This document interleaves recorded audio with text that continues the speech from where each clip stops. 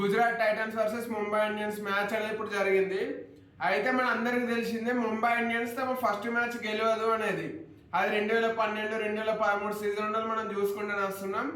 తమ ఫస్ట్ మ్యాచ్లో ముంబై ఇండియన్స్ ఎప్పుడు గెలవదు అనేది. కాకపోతే లాస్ట్ 4 సీజన్లు ఉండదు కనుక మీరు చూసుకుంటే ముంబై ఇండియన్స్ ఫస్ట్ 2 మ్యాచ్లు గెలుస్తలేదు. 4 ఏళ్ల నుండి ఇప్పటి వరకు ప్రతి సీజన్లో ఫస్ట్ 2 మ్యాచ్లు ముంబై అనేది గెలవట్లేదు.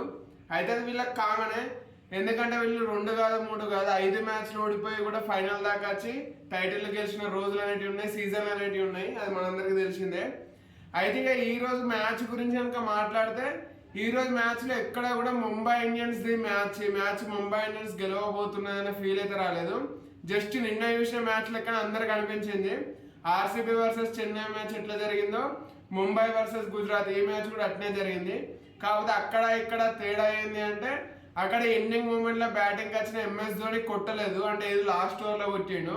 కాకపోతే ఇక్కడ శాంట్నర్ వచ్చిండు. అప్పటికి మ్యాచ్ ముంబై చేతిలోకి వెళ్ళి పోయింది. ఆయన కూడా శాంట్నర్ వచ్చి 6లు 4లు అనేటివి కొట్టిండు అనమాట. అందుకే 2 టీంల స్కోరింగ్ మధ్యలో కొంచెం డిఫరెన్స్ అనేది ఉంటుంది. కాకపోతే ఫస్ట్ బ్యాటింగ్ చేసిన అక్కడ ఆర్సీబీ, ఇక్కడ గుజరాత్ 2 కూడా 196 కొట్టినాయి. కాకపోతే ఇక్కడ ముంబై 160 దాకా వచ్చింది. దానికి కారణం ఏమంటే మిచెల్ శాంట్నర్ లాస్ట్ లో లిటిల్ క్యామియో ఆడిండు. అప్పటికే మ్యాచ్ గుజరాత్ గెలిచేసింది, అందరు ఫిక్స్ అయిపోయారు. కాకపోతే మనోడు నెట్ రన్ రేట్ ని తగ్గిద్దామన్న ఉద్దేశంలో కొట్టిండు, కొన్ని రన్స్ అనేటివి కొట్టిండు. కాకపోతే నిన్నటి మ్యాచ్లేమో ఎంఎస్ ధోని కొట్టలేదు. అందుకే వాళ్ళు 50 రన్నుల తేడాతో ఓడిపోతే వీళ్ళు 30+ రన్నులతో అట్లా ఓడిపోయారు అనమాట.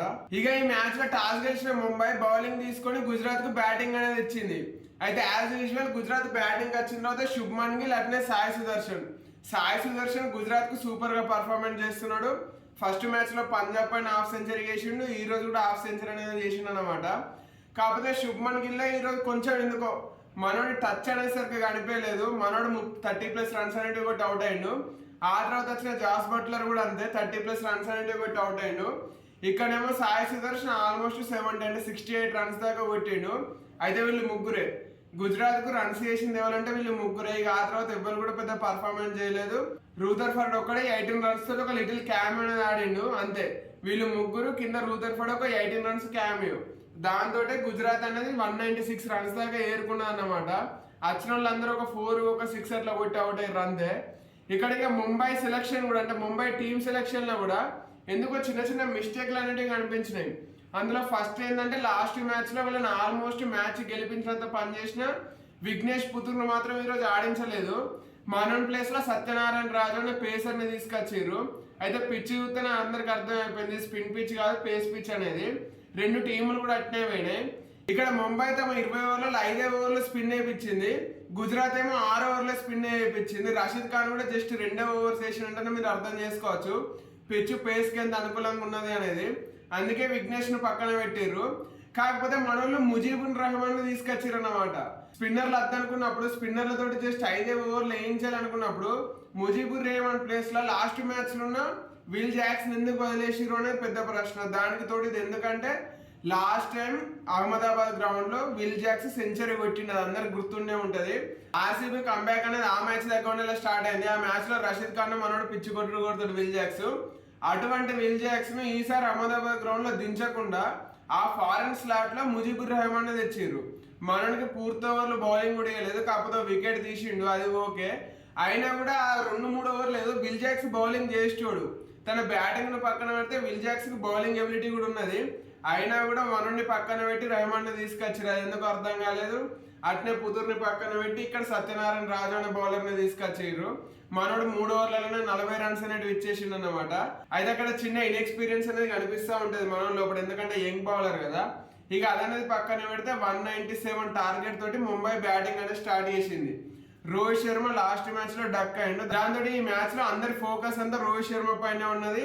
దానికి తగ్గట్టుగానే ఫస్ట్ ఓవర్ సిరాజ్ బౌలింగ్ లో కంటిన్యూగా 2 4లు అనేటివి కొట్టిండు. కాకపోతే ఆ నెక్స్ట్ బాల్ కే మనోడు అవుట్, బోల్డ్ అయిపోయింది అనమాట. సిరాజ్ కంబ్యాక్ అనేది జరిగింది ఆ బోల్డ్ తోటి. అయితే ఇక్కడ ఈ సిరాజ్ రోహిత్ శర్మను అవుట్ చేయడం తోటి ఇంకో కామెంట్ కూడా ట్రెండ్ అవుతుంది. అదేంటంటే మనోడిని ఛాంపియన్స్ ట్రోఫీకి సెలెక్ట్ చేయలేదు కదా, అప్పుడు సెలెక్ట్ చేయనప్పుడు సిరాజ్ కొంచెం కొత్త బాల్ తోటి పాత బాల్ తోటి సరిగ్గా బౌలింగ్ చేయలేడు అన్నట్టు మాట్లాడిన అన్నమాట రోహిత్ శర్మ. దానికి తగ్గట్టుగానే ఇప్పుడు ఫస్ట్ ఓవర్లోనే సిరాజ్ రోహిత్ శర్మ వికెట్ అనేది తీసుకున్నాడు. అందుకే దాన్ని ఇప్పుడు ట్రెండ్ చేస్తున్నారు. ఆ నెక్స్ట్ వికెట్ కూడా మళ్ళీ సిరాజ్ కే వచ్చింది. Siraj line and length correct వేస్తుండడంతో కంటిన్యూగా 3 ఓవర్లు అనేది ఇచ్చేసిండు అన్నమాట శుభ్మన్ గిల్. అట్లా 3 ఓవర్లోనే ఇంకో వికెట్ తీసుకున్నాడు అండ్ ఇంకో ఓపెనర్ కూడా మనోడు పంపించేసిండు రెకిల్టన్ ని. అట్లా 2 వికెట్లు తొందరనే పడ్డాయి. ఆ తర్వాత తిలక్ వర్మ, సూర్యకుమార్ యాదవ్ వీళ్ళిద్దరు కొంచెం ప్యాచప్ వర్క్లు అనేవి మొదలుపెట్టిరు అనమాట. 197 టార్గెట్ల ఫస్ట్ తొందర 2 వికెట్లు పడేసరికి తిలక్ వర్మ స్లోగా ఆడుతున్నాడు. అట్నే సూర్యకుమార్ యాదవ్ కూడా తన న్యాచురల్ గేమ్ కు విరుద్ధంగా కొంచెం వికెట్ ఆపాలి అన్న ఉద్దేశంలో ఊపకుండా అంటే 6లు 4లు అనేటివి కొట్టకుండా కొంచెం స్లోగా ఆడదామని ట్రై చేసిండు. కాకపోతే తిలక్ వర్మ, సూర్య ఇద్దరు సెట్ అయ్యారు. అట్లా ఆడుకుంటే వీళ్ళిద్దరు గ్రౌండ్ లో సెట్ అయ్యారు. ఇక సెట్ అయ్యారు కదా వీళ్ళిద్దరు ఇక ఇప్పటి నుండి లూపుడు స్టార్ట్ చేస్తారు అనుకున్న టైంలో తిలక్ వర్మ అవుట్ అయ్యాడు సడన్ గా. మనోడు ఆల్మోస్ట్ రన్ టు బాల్ ఆడిండు అన్నమాట. అట్లా ఆడి అవుట్ అయిపోయిండు. ఆ తర్వాత యంగ్ బ్యాటర్ రాబిన్ మిన్స్ వచ్చిండు. మనోడు వచ్చిన వెంటనే ఒక షాట్ కు ప్రయత్నించాలి, మనోడు అవుట్ అయ్యిండు. అప్పుడు హార్దిక్ పాండ్యా వచ్చిండు. హార్దిక్ పాండ్యా అట్నే సూర్యకుమార్ యాదవ్ ఇద్దరు కలిసి మళ్ళీ ఒక చిన్న లిటిల్ పార్ట్నర్షిప్ అనేది బిల్డ్ చేసారు. రన్స్ ఎక్కువ రాకపోయినా కూడా వీళ్ళిద్దరు ఎక్కువసేపు క్రీజ్ లో అనేది ఉన్నారన్నమాట. కాకపోతే అప్పుడే సూర్యకుమార్ యాదవ్ ఎందుకంటే రిక్వైర్డ్ రన్ రేట్ పెరిగిపోతున్న ఉద్దేశంలో మనోడు హిట్టింగ్ కు స్టార్ట్ చేద్దామని అనుకున్నాడు. First ball Sai Kishore bowling లో బాల్ అనేది కొంచెం అవతల సైడ్ తిరిగింది అన్నమాట. లోపల సైడ్ తిరిగి ఉంటే 6 అయిపోయేది. కాకపోతే సడన్ గా అవతల సైడ్ తిరిగేసరికి మనోడు బ్యాట్ కు కొంచెం దూరంగా దాకింది. అందుకే శుభ్మన్ గిల్ కు డైరెక్ట్ క్యాచ్ ఇచ్చేసిండు. అయితే ఇక్కడనే హార్దిక్ పాండ్యా వర్సెస్ సాయి కిషోర్ వీళ్ళిద్దరి మధ్య జరిగిన ఒక చిన్న లిటిల్ ఇన్సిడెంట్ అనేది ఈ రోజు మ్యాచ్ లో హైలైట్ లాగా నిలిచింది. అదేంటంటే సాయి కిషోర్ చాలా టైట్ బౌలింగ్ చేస్తున్నాడు అన్నమాట. అట్లా సాయి కిషోర్ బౌలింగ్ లో రన్స్ అనేటివి రాకపోతుండేసరికి డాట్ బాల్ అయిన తర్వాత హార్దిక్ పాండ్యా చెల్ అన్నట్టు సైగా చేసిండు.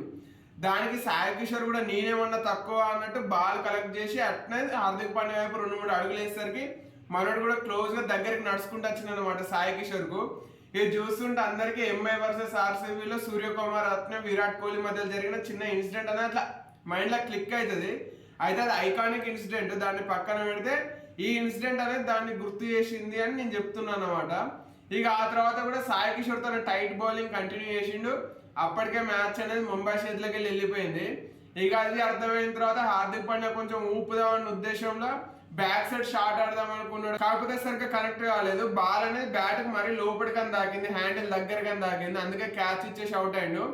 ఇక ఆ తర్వాత నమందీర్ అట్నే మిచెల్ శాంట్నర్ నేను స్టార్టింగ్ లో చెప్పినట్టే ధోని అక్కడ 8th 9th పొజిషన్లు వచ్చి సరిగ్గా హిట్టింగ్ అనేది స్టార్ట్ చేయలేదు. ఇక్కడ మిచెల్ శాంట్నర్ 5 పొజిషన్లు వచ్చి హిట్టింగ్ అనేది స్టార్ట్ చేసిందన్నమాట. అందుకే వాళ్ళ రన్స్ అనేవి కొంచెం ఎక్కువైనాయి. నిన్న సిఎస్కే 146 దగ్గరనే ఆగిపోతే ఈరోజు ముంబై 160 దాకా వచ్చింది. దానికి కారణం మిచెల్ శాంట్నర్. అయితే అప్పటికే గేమ్ అయిపోయింది కాబట్టి గుజరాత్ కూడా రన్స్ పోతుంటే పెద్ద పడలేదు. దాంతో వాళ్ళు 30+ రన్స్ తోటి గెలిచేసిర్రు అన్నమాట. అందువల్ల ముంబై ఇండియన్స్ కంటిన్యూగా తమ 4th సీజన్ లో అంటే ఇప్పుడు లాస్ట్ 4 సీజన్లో కూడా ఫస్ట్ 2 మ్యాచ్లు ఓడిపోకుండానే వచ్చింది. నెక్స్ట్ మ్యాచ్ వాళ్ళ కేకేఆర్ తోటి ఉన్నది వాళ్ళ హోమ్ గ్రౌండ్ లో అంటే వాంకడేలో. వాళ్ళు నెక్స్ట్ మ్యాచ్ లో కేకేఆర్ తోటి ఆడతారన్నమాట. కనీసం మరి ఆ మ్యాచ్ లో గెలిచి బోని అనేది ఓపెన్ చేస్తారో చేయరో అని మనం చూడాలి. ఇక రేపు 2 మ్యాచ్లు ఉన్నాయి. అందులో మనకు most important first match Delhi versus Sunrisers. ఈ మ్యాచ్ అనేది వైజాగ్ లో జరగబోతున్నది. మరి ఈ మ్యాచ్ లో మనోళ్ళు ఎట్లా ఆడతారు, ఈ మ్యాచ్ లో మళ్ళీ మనోళ్ళు తమ బ్యాటింగ్ విశ్వరూపాన్ని చూపిస్తారని మీరు అనుకుంటున్నారా లేదా అనేది కామెంట్ చేసి నాకు చెప్పండి.